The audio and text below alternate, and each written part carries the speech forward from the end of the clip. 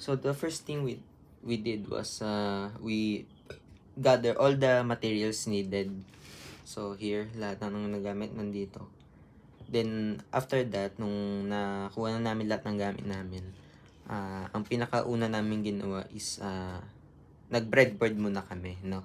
So yung PCB design sa computer na ginawa namin is tinest muna namin dito. Dito muna namin nilagay kung working ba siya or hindi. Then nung na-test namin na okay naman, then we proceed on making the actual PCB itself. So ang una namin ginawa is cut kami ng a piece of copper clad, no?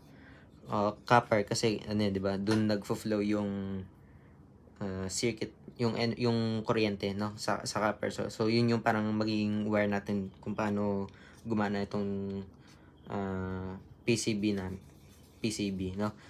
Then syempre kailangan din natin ng transformer, no. So tsaka tong AC cord, no. So nung kinabit namin ito, no, kinabit namin siya sa 220 volts tsaka sa 0 volts. Then ang sunod na ginawa namin is nag-connect kami na ng tatlong wire, no. So positive 18 volts sa ground 0, and then sa isang 18 volts to the right is for the negative part, no.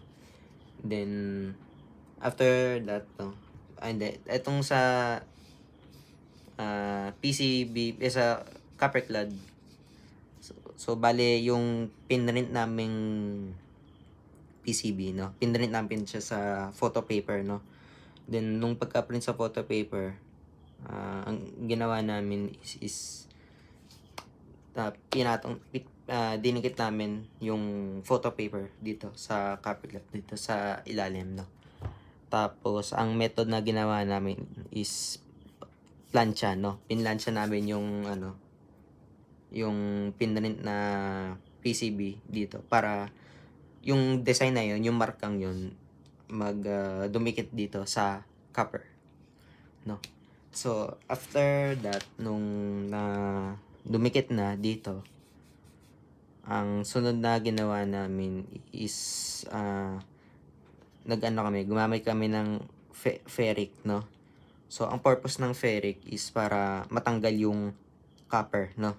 So ang matitira na lang is yung mismong design, yun lang yung parte na may copper.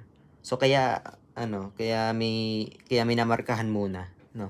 Kasi para pag ferric, hindi siya matanggal ng ferric, no. Yung kumbaga yung minarkahan ng ferric ng pinrint na circuit board, hindi siya maapektuhan ng ferric. So kapag ang ferric dumikit sa copper,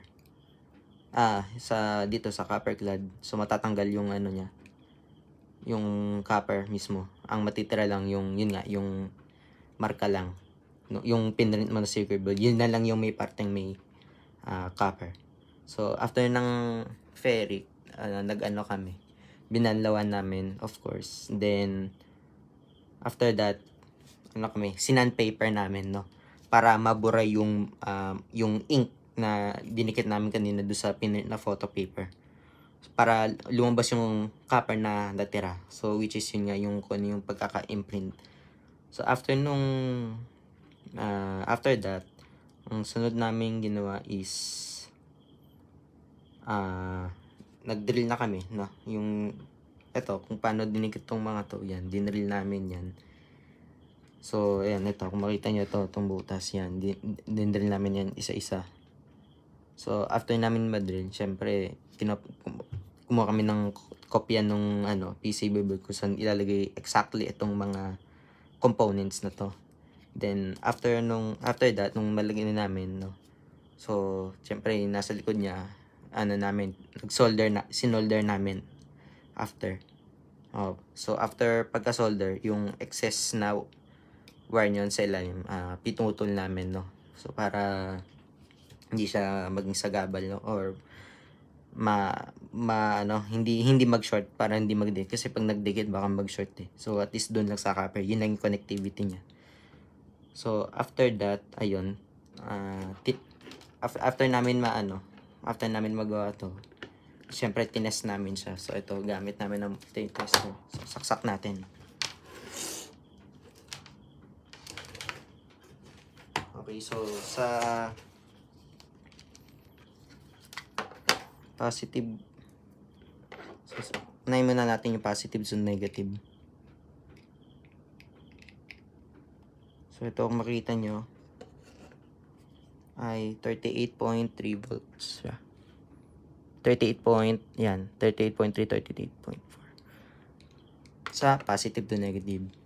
So, kapag positive to ground, ang lumalabas ay 12.7 volts. Yan, kapag naman, ito naman yan. Next, 26.4. Kapag negative to ground.